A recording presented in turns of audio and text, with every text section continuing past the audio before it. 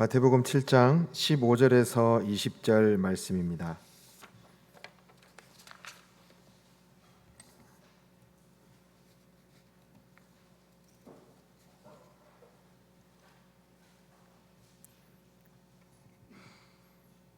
우리 다 같이 한 목소리로 읽겠습니다.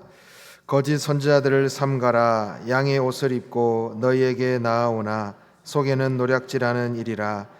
그들의 열매로 그들을 알지니 가시나무에서 포도를 또는 엉겅퀴에서 무화과를 따겠느냐.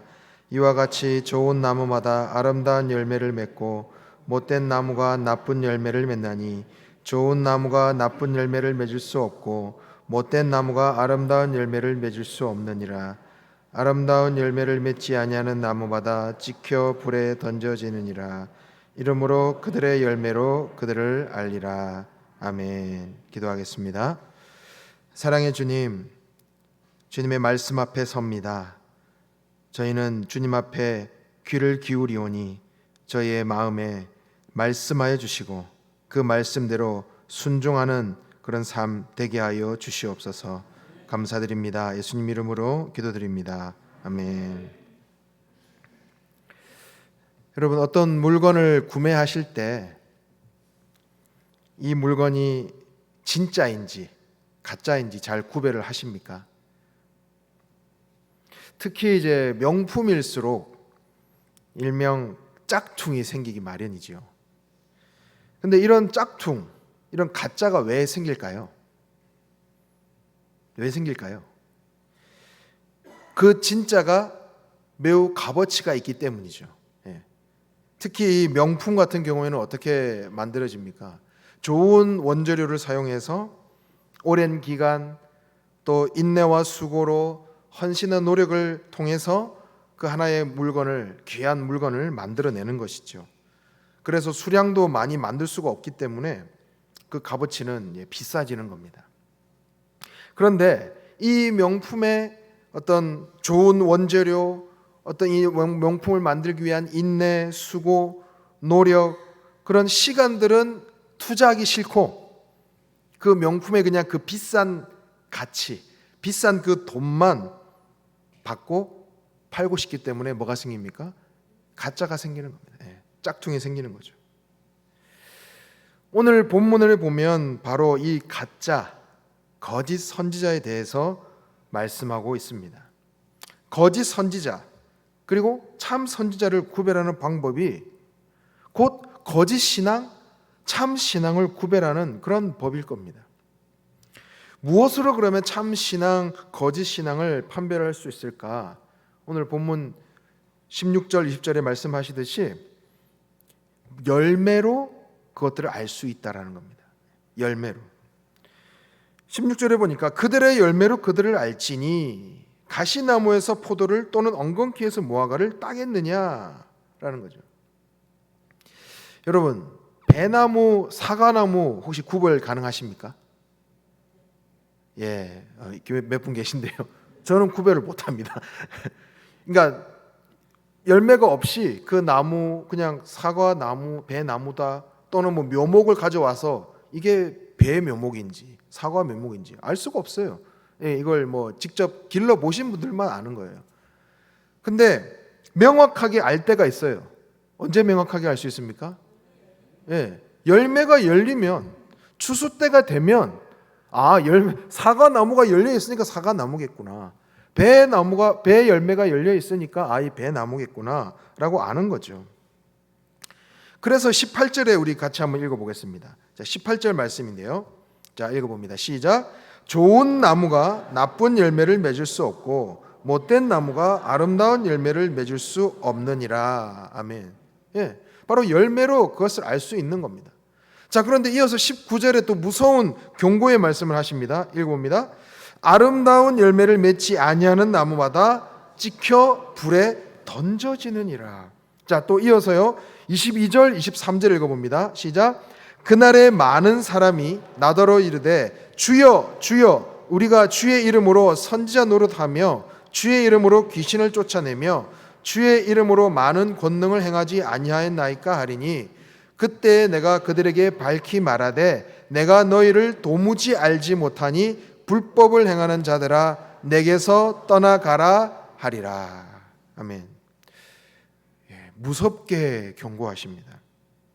그리고 이제 우리가 읽지는 않았지만 이어지는 본문 내용에 보면 이제 또 반석 위에 지은 집, 모래 위에 지은 집이 나옵니다. 그러니까 반석 위에 지은 집은 홍수 때에 안 무너지고 모래 위에 지은 집은 당연히 이제 무너지게 됩니다. 자, 앞서 말씀드린 대로 진짜와 가짜를 구별하는 것에 있어서는 열매를 확인함으로 알 수 있다고 했습니다. 자, 그래서 우리가 이 본 지금 15절부터 27절의 내용을 전체적으로 요약을 해보면 이렇게 요약할 수 있을 것 같습니다. 반석 위에 지어서 반석 위에만 맺어질 수 있는 열매를 맺었다. 그리고 모래 위에 지어서 모래 위에만 맺어지는 열매를 맺었다라고 할 수 있는 것이죠. 자, 그래서 우리가 혹자들 그렇게 말합니다. 저는 열심히 집을 지었는데요. 다시 말하면 저는 열심히 선지자 노릇을 했고요. 귀신도 쫓아냈고요. 주의 이름으로 권능도 행했습니다. 그런데 예수님이 그들에게 뭐라고 말씀하세요? 나는 너희를 도무지 알지 못한다. 내게서 떠나라. 그러니까 열심히 지었다는 게 중요한 게 아니라 어디에 지었느냐가 중요하다는 겁니다. 어디에 집을 지었느냐에 따라서 다른 열매가 나온다라는 것을 말씀하는 거죠. 갈라디아서 5장 말씀을 보면요, 성령을 따라 행하라 말씀하시면서 성령의 인도에 따라 행하는지 행하지 않는지를 어떻게 아느냐? 거기서도 동일하게 열매를 보아라라고 말씀합니다. 갈라디아서 5장 말씀을 같이 한번 보길 원하는데요. 19절에서 21절 말씀입니다. 자, 읽어봅니다. 음행과 더러운 것과 호색과 우상 숭배와 주술과 연수 맺는 것과 분쟁과 시기와 분냄과 당 짓는 것과 분열함과 이단과 투기와 술 취함과 방탕함. 자, 이것이 뭐냐면 바로 육체를 따르게 되면, 육체를 따라 행하면, 쉽게 말하면 모래 위에 집을 지으면 이런 열매를 맺는다. 자연스럽게 육체를 따라 살면 이런 삶을 살게 된다는 거죠. 자, 이어서 22절, 23절 읽어봅니다. 시작. 사랑과 희락과 화평과 오래 참음과 자비와 양성과 충성과 온유와 절제. 바로 이것은 성령을 따라 행하는 삶에 맺어지는 열매라는 것이죠. 그러니까 열매를 보라는 것. 다시 이 마태복음 본문으로 돌아와서 두 집을 분명히 지었어요. 그죠? 한 사람은 반석 위에, 한 사람은 모래 위에 지었어요. 그러니까 두 집 다 집은 잘 졌습니다. 그런데 집을 잘 졌는데, 열심히 했는데, 열심히 살았는데 뭐가 나오는지를 보라는 거예요. 그 열심히 행한 그 일에서 뭐가 나오는지를 보라는 거죠. 여러분, 우리 한국 교회 80년대에서 시작해서 한 2000년대 초반까지 한국 교회는 엄청난 부흥의 시대를 통과했습니다. 성령의 시대를 통과했죠. 교회가 폭발적으로 성장했습니다. 그런데 그렇게 성장하는 건 좋았는데 일명 그 당시에 성령을 체험했다라고 하는 그 사람들이 어떤 말을 했냐면 성령을 받지 못한 사람은 구원을 받지 못했다. 이런 어떤 타인을 판단하고 비난하기 시작했다는 거예요. 그러니까 자신이 성령 받았다고, 내가 어떤 성령의 뭔가 체험들을 막 했다고 다른 사람을 비판하고 비난하기 시작했다는 거예요. 그러니까 매우 교만하게 행동했다는 겁니다. 당연히 성령 받아야죠. 성령 받아야 구원 받죠. 그런데 그것이 내 힘, 내 능력, 어떤 내 잘남으로 성령을 받는 겁니까? 그렇지가 않은 거죠. 그런데 당시 어떤 사람들은 마치 자기가 노력해서 자기가 잘나서 성령 받은 것처럼 사람들을 정죄하고 비난하기 시작했다는 거예요. 그러니까 잘 해놓고 틀렸다는 거예요. 그러니까 육체의 열매가 나오기 시작한 거예요. 상대방을 배려하지 않고 매우 폭력적이고 교만한 이런 모습들을 보이기 시작했다는 거예요. 그러니까 그 결과가 한국 교회에 손가락질을 당하는 지금의 현실에 놓이게 될 수밖에 없었다는 거죠. 그러니까 예수님을 잘 믿었어요. 잘 믿고 영접해서 하나님의 백성, 하나님의 성도가 됐는데, 이런 귀한 신분의 열매를 내가 얻었는데 그 열매를 어떻게 활용했다는 거예요? 내 스스로, 내 힘으로, 내 스스로 판단하고 적용하고 이런 잘못을 저질렀다는 거죠. 다시 말하면 나의 열심, 나의 어떤 진심, 나의 어떤 성김이 이것이 잘못 왜곡될 때 타인에 대한 비난과 손가락질로 바뀌는 그런 모습들이 있었다라는 겁니다. 성령의 열매가 나타난다라는 것은요, 뭐 이것이 딱 그 열매 그 자체가 딱 부러지게 뭐 이것이 사랑이다, 이것이 딱 성김이다 이렇게 말할 수가 없죠. 우리가 살아가는 모든 이 신앙의 여정 가운데 인내와 노력, 또 어떤 열정적인 모습, 또 이 가운데 무슨 열매가 나오는지를 우리가 봐야 된다라는 거예요. 그 공동체, 내가 지금 참여하고 있는 공동체가 정상적인 어떤 공동체이냐 아니냐, 또 사랑의 열매 맺는 공동체이냐 아니냐를 보려면 그 공동체 가운데 참 행복이 있는가, 참 평안이 있는가, 또 모임에 모일수록 감사와 기쁨이 넘쳐나고 웃음소리가 넘쳐나는 그런 자리인가, 모임에 모일수록 이 공동체 우리 멤버들을 또 만나고 싶고 또 만나고 싶고 더 보고 싶고 자꾸 연락하고 싶은 그런 모임인가, 아니면 반대로 모일 때마다 자꾸만 무서워지는가, 모일 때마다 자꾸만 정죄를 혹시 당하고 있지는 않는가, 모일 때마다 뭐 해야지, 이렇게 하면 안 돼, 누군가를 재단하고 판단하고 있지는 않은가, 강요와 억압, 어떤 이런 모임이 되고 있지는 않은가, 우리가 한번 생각해 봐야 되는 거죠. 그 모임이 무서워진다, 이것은 잘못된 모임이 되고 있다는 증거일 수도 있는 거죠. 이런 대표적인 단체가 있죠. 바로 사이비 이단입니다. 그들은 교묘하게 성경을 인용하면서도 어떻게 합니까? 양의 옷을 입은 이리와 같이 누군가를 강요하고 억압하고 어떤 결과를 요구해내고 실적을 요구합니다. 결국엔 영혼을 파멸의 길로 이끌어가는 것이죠. 바로 이것이 이단 거짓 선지들의 모습입니다. 바로 열매를 보면 그들을 알 수 있는 거예요. 이단을 경험했던 사람들의 말을 들어보면 기쁨이 없어요. 즐거움이 없어요. 가정이 파괴되고 삶이 무너지는 것을 보게 됩니다. 자, 그렇다면 우리의 신앙생활이 그럼 단지 그러면 그저 편하고 내가 하고 싶은 대로 하고 귀찮으면 안 하고 아무 노력도 안 해야 됩니까? 그래도 되는 겁니까? 그렇지는 않죠. 바로 성령의 열매 중에 매우 중요한 동목이 바로 오래 참음, 인내입니다. 그러니까 인내의 열매는 어떻게 생길까요? 인내는 틀림없이 어려운 상황을 통과하면서 생기게 되는 거예요.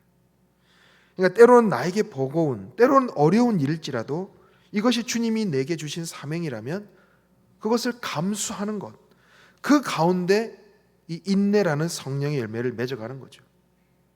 그러니까 나의 신앙생활 가운데 인내가 있을 때에 성령을 따르고 있다는 어떤 하나의 증거가 되기도 하는 겁니다. 바로 이 인내는 시간을 통과해야만 합니다. 여러분 한번 상상을 해보십시오. 물을 틀었습니다. 수도꼭지에서 물을 틀어요. 그리고 그 수도꼭지에서 나온 물이 어떤 뭐 대야 같은 곳에 이제 바닥에 쏟아지겠죠. 그러면 그 바닥이 물이 그 바닥에 딱 닿으면서 어찌 보면 약간 정지된 모습으로 본다 그러면 하나의 물기둥이 서 있는 것처럼 보이지 않겠습니까? 그것이 이제 그 대야의 바닥에 닿으면서 이제 물이 점점점 채워져서 올라가죠. 그러니까 수위가 채워져 올라가는 것, 이것이 어찌 보면 우리 삶의 성령 충만의 어떤 형상이다 할 수 있는 것이죠.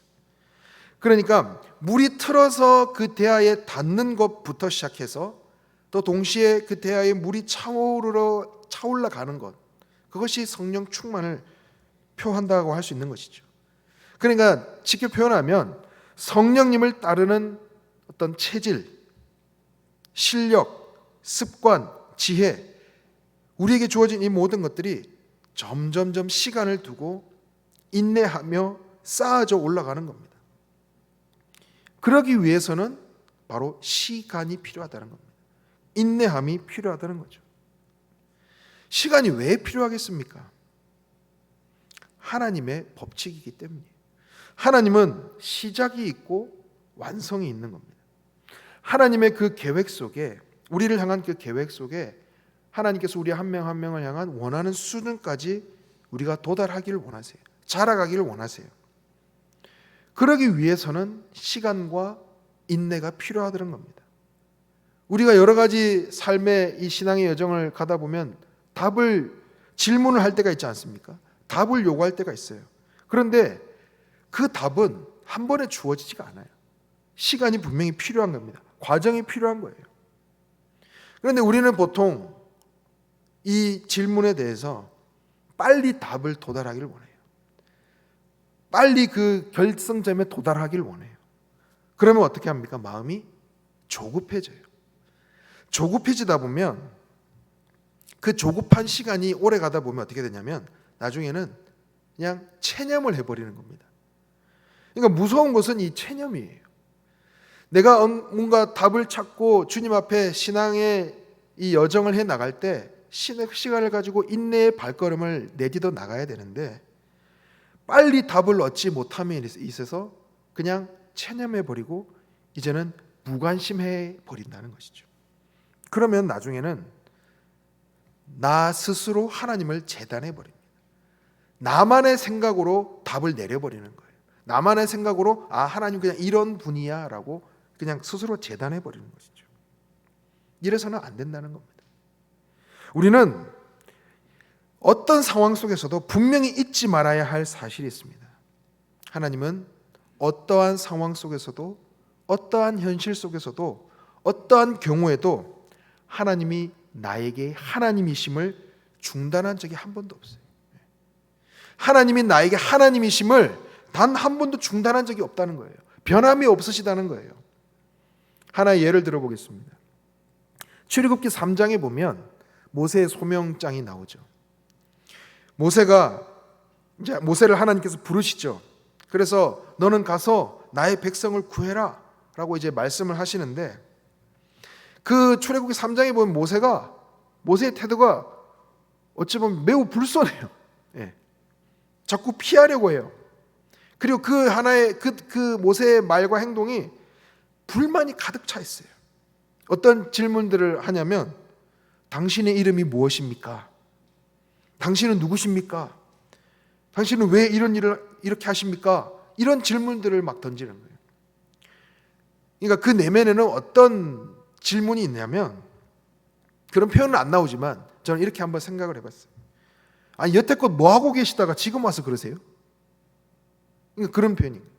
아니 여태껏 뭐 하고 계시다가 왜 지금 와서 이러세요? 이런 불만이 있는 거예요. 여러분 모세의 삶을 한번 생각해 보세요. 40살에 자기가 그 백성을 구하려고 의분을 가지고 일어났습니다. 그렇죠? 근데 하나님은 그때 침묵하세요. 그때 하나님께서 막 모세의 편을 들어주시고 막 능력을 주셔가지고 막 어떤 그 애굽을 막 뒤엎는 어떤 그런 사건을 막 일으키시면 좋았을 텐데 아무런 하나님의 동조를 받지 못해요. 그래서 어떻게 됩니까? 그냥 쫓기듯이 미디안 광야로 도망갔습니다. 그곳에서 40년을 보내면서 그 민족에 대한 자기 민족에 대한 어떤 열정이 다 식어져 버렸어요. 열정이 그냥 다 타버려서 죄가 돼버렸어요. 이제 80세가 된 거예요. 그때 하나님이 이제 그를 부르시는 거예요. 그러니까 얼마나 좀 불만이 가득했겠어요. 그때 하나님은 모세에게 이렇게 물으시는 거예요. 그 모세의 물음에 이제 이렇게 답을 하시는 겁니다. 뭐라고 답을 하시냐면 나는 스스로 있는 자이니라. 하나님께서 나는 스스로 있는 자이니라. 이것을 왜 모세에게 말씀하실까? 이것은 뭐냐면 하나님 스스로 말씀하시기를 나는 나의 길을 중단한 적이 없다라는 거예요. 나는 나의 길을, 나는 하나님의 길을 중단한 적이 없다라고 말씀하시는 거예요. 그러니까 좀 더 쉽게 풀어쓰자면 모세야, 너가 미디안에서 그저 헛수고했다라고 생각하는 그 시간에도 나는 너와 함께 있었다. 나는 너를 준비한 그런 시간이었다. 그렇게 말씀하시는 거예요. 그 40년 그 미디안 광야에서 모세는 그것이 헛되다고 생각했을지는 몰라도 하나님은 단 한 번도 모세에게 하나님이 하나님 되심을 포기한 적이, 중단한 적이 없으시다는 거예요. 모세를 끝까지 붙들고 계셨다는 거예요. 그 시간을 통해서 민족의 지도자로 모세가 설 수 있었던 것 아닙니까? 그래서 하나님께서 모세의 마지막을 어떻게 표현하시냐면 민수기 12장에 보면 모세의 그는 지면에서 가장 온유한 자다. 이렇게 모세를 평가하고 계시는 것이죠. 하나님이 이렇게 우리를 만들어 가신다는 거예요. 그래서 우리는 흔히 그런 생각을 해요. 나도 언젠가 저 사람처럼 인정받고 위대한 삶을 살고 싶다. 나도 언젠가 저 사람의 수준처럼 높아지고 싶다. 이것이 아니라 하나님은 우리 한 사람 한 사람을 향한 특별한 계획을 가지고 계신 거예요. 누군가를 따라서 누군가를 그냥 쫓아서 사는 삶이 아니라 우리 한 사람 한 사람을 향한 특별한 계획을 가지고 계신 거예요. 그리고 특별하게 부르셨어요. 그렇기 때문에 우리가 다른 사람과 비교해서 바라볼 필요가 없는 거예요. 그리고 내 삶을 타인에게 강요할 필요도 없는 겁니다. 그래서 우리는 우리 각자에게 주어진, 우리 각자에게 허락된 그 인생을 하나님이 일하시는 그 성실하심에 우리가 답하는 삶, 하루하루를 그 하나님의 부르심에 응답하는 삶을 살아야 되는 거예요. 이것이 바로 우리의 삶으로 이어지는 겁니다. 이것이 일상이 되어야 되는 거예요. 믿음의 삶을 살아가는 겁니다. 하나님이 일하시고 하나님이 나를 보내셨다. 하나님께서 내 삶을 이 자리에 보내셨다라는 이 믿음, 이 고백을 하며 사는 거죠. 바로 이 현실을 그렇게 살아내는 겁니다. 요한복음 17장 말씀에 보면 예수님이 이렇게 고백합니다. 저는 이 말씀을 보면 매우 놀랍다라는 생각을 한 적이 많거든요. 18절의 말씀에 보면 아버지께서 나를 세상에 보내신 것 같이 나도 그들을 세상에 보내었고, 그리고 21절에 보면 아버지여, 아버지께서 내 안에 내가 아버지 안에 있는 것 같이 그들도 다 하나가 되어 우리 안에 있게 하사 세상으로 아버지께서 나를 보내신 것을 믿게 하옵소서. 예수님의 성육신을 믿으시죠? 예수님의 성육신을 믿으시죠? 하나님께서 예수님을 이 땅에 보내신 그 성육신 사건도 이 땅에 오셨습니다. 그런데 놀라운 사실은 예수님도 우리를 보내신다는 거예요. 예수님도 우리를 보내셨다. 그러니까요, 우리가 예수님을 통해 보냄받았다라는 이 현실은 예수님의 그 성육신의 연장이 되는 거예요. 그러니까 예수님께서 오신 그 자리, 너무나 귀한 자리, 그런데 우리도 그 삶의 자리로 우리를 예수님께서 보내셨다라는 거예요. 이게 놀라운 사실이에요. 또 한 가지 더 찾아볼까요? 마태복음 28장에 보면 주님께서 지상 명령을 주시죠. 오늘 찬양도 했잖아요. 가서 제자 삼으라. 제자 삼으라. 그 지상 명령, 땅 끝까지 가라. 그 선교적 차원에서 말씀을 하셨죠. 그런데 우리가 보통 이 말씀을 보면, 이 지상 명령을 이제 들을 때마다 전도해라는 거구나, 이렇게만 생각하기가 쉬운데, 이 지상 명령 속에는 정말 큰 의미가 담겨 있어요. 바로 하나님이 우리를 빛과 생명과 진리로 우리를 세우셨다. 그리고 이제 세상과 모든 사람 앞에서, 이 시대 앞에서 상황과 그 조건 속에서 하나님이 어떤 분이신지를, 그리고 하나님 어떤 분이신지를, 그리고 하나님의 자녀가 된다는 것은 무엇인지를 보여주는 겁니다. 그러니까 우리의 삶을 통해서 하나님이 일하고 계시는 것을 보여주는 거예요. 우리의 삶을 통해서 하나님께서 어떤 열매를 맺어가는지 보여주는 겁니다. 그것이 우리의 삶의 자리라는 거예요. 그것을 우리에게 말씀해 주시는 겁니다. 바로 그 자리에 약속이 있는 거예요. 언약이 있는 겁니다. 그래서 우리는 지금 이제 신약의 시대를 살아가는데, 이 신약의 시대 속에서 우리 한 사람 한 사람이, 그리고 이 시대를 살아가는 모든 우리 열방의 모든 성도들이 그 성도들의 그 현존하는 가치, 그리고 우리가 갖고 있는 책임, 바로 우리의 영광이 바로 하나님께서 예수님께서 우리를 보내신 그 삶의 자리에 있다라는 겁니다. 그러니까 우리의 삶이 얼마나 귀하고 우리의 삶이 얼마나 귀한 부르심 속에 있는지를 우리가 다시 한번 생각해 봐야 된다는 겁니다. 바로 이 엄청난 사실에 우리는 정말 감사하지 않을 수가 없는 거예요.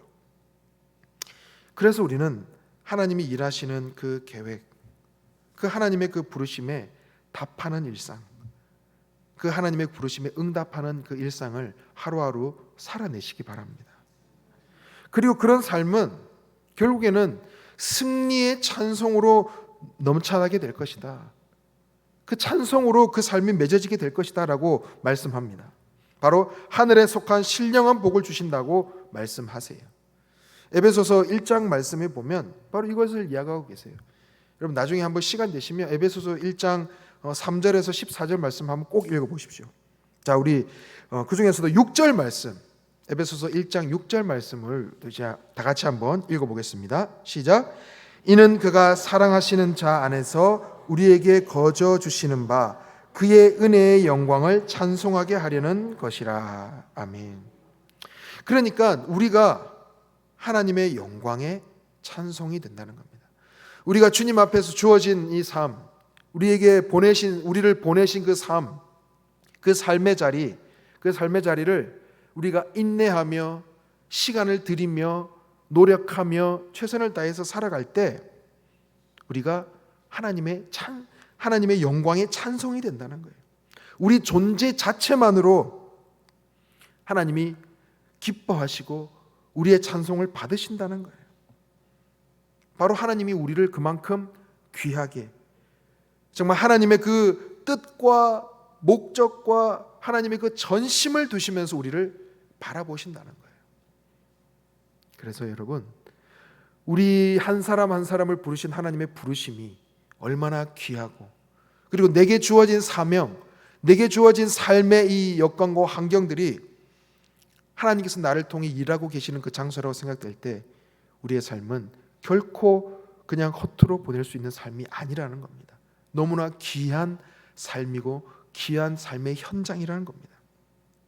그래서 우리는 오늘도 하나님께서 예수님을 보내신 자리, 그리고 예수님이 우리를 보내신 그 삶의 자리에서 진짜 믿음, 진짜 신앙으로 살아가시길 바랍니다. 그래서 하나님의 영광스러운 그 찬송의 삶을 살아가시는 우리 용현영락의 모든 성도들 되시기를 간절히 소망합니다. 기도하겠습니다. 사랑의 하나님 아버지, 오늘 말씀을 통해 우리의 신앙은 말이나 능력이 아니라 열매로 드러난다는 사실을 깨닫게 하시니 감사합니다. 우리의 삶이 모래 위가 아니라 예수 그리스도라는 그 반석 위에 굳게 세워지게 하시고 성령님의 그 인도하심을 따라 성령의 9가지 열매를 맺어가게 하여 주시옵소서. 조급함, 비교, 정죄하는 마음을 버리게 하시고 하나님께서 보내신 그 삶의 자리에서 끝까지 성실하게 믿음으로 살아가게 하여 주옵소서. 우리의 존재와 삶이 하나님의 영광을 찬송하는 아름다운 열매가 되게 하여 주시옵소서. 예수님의 이름으로 기도드립니다. 아멘.